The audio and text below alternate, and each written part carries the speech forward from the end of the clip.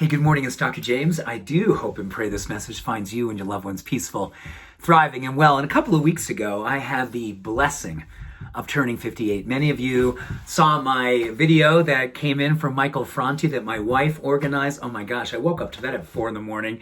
And that was just so awesome. And then hundreds and hundreds of messages and people chiming in, just saying happy birthday. And oh my gosh, I think I cried like countless times.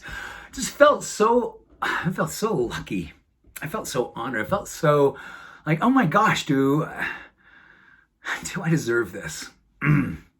It's always, right? That's the human work, isn't it? Do I deserve all of this love? And then you go, oh my gosh, just allow it, James. You don't know if you have to figure out if you deserve it. Just allow it. Be open. Say thank you. Be grateful. So thank you. I'm grateful. I love you too. And, you know, one of the great messages that did come in was from one of our younger community members. I think she just turned 20. And she said, you know what?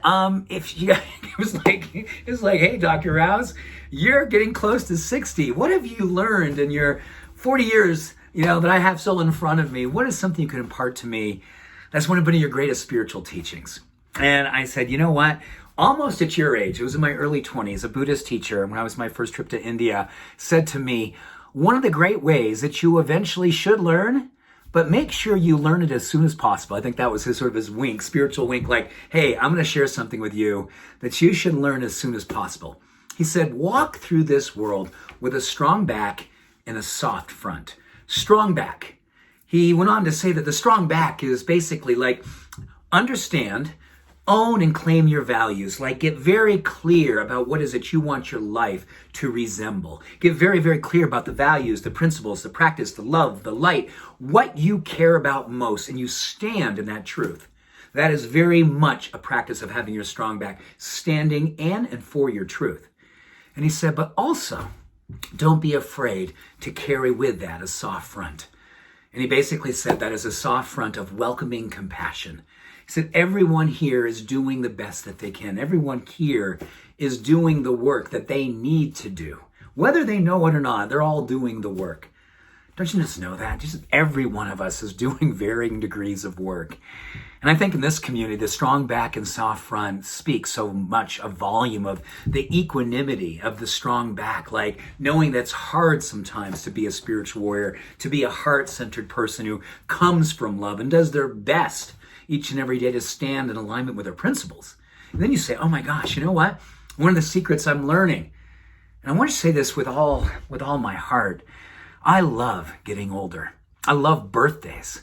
Why do I love them? Because it gives me such a beautiful perspective on aging and what it means to just get fully open to being wildly alive. Yes, as you get older, you get a chance to become more wildly alive and awake to what are the things that you value most and the things that you want to make sure that you are most compassionate towards. And you learn most of all that if you begin with yourself, everyone around you is going to be buoyed up by that soft front.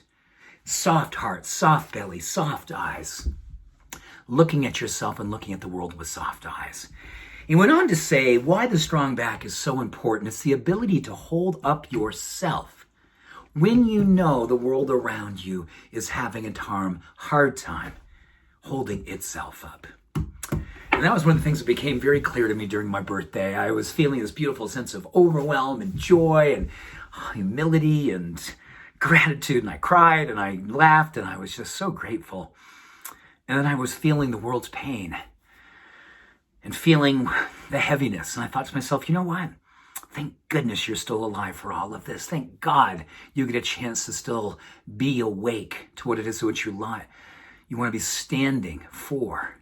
Because the world's doing its very best right now to hold itself up. And I want to ask you to really embrace that practice of a strong back and a soft front, because when you hold yourself up, when you honor your principles, as you navigate the spiritual path, the openness to receiving the acceptance of all that you are here to do, and doing it with a level of grace and gratitude as you move forward in your life, what a gift that is. Open to things as they are, and doing that as a daily life vehicle for your own awakening. That was the last piece of what he shared with me 33 years ago. Opening to the things as they are but also understand that each and every moment of your life is a vehicle for your awakening. I find myself awakening more and more each and every day. So I encourage you to consider where your back is, and do you have others back through being that demonstration? And then how do you welcome people in to your demonstration? So you're not preaching, because people don't necessarily want to be preached to, but they get an opportunity to see a teaching in you.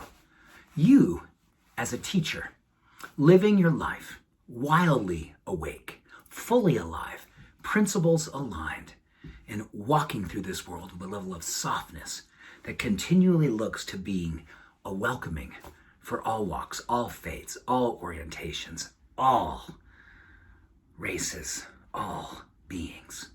Welcome to you, because they see you being welcome to them. Much love, all blessings. Have a beautiful day. Bye for now.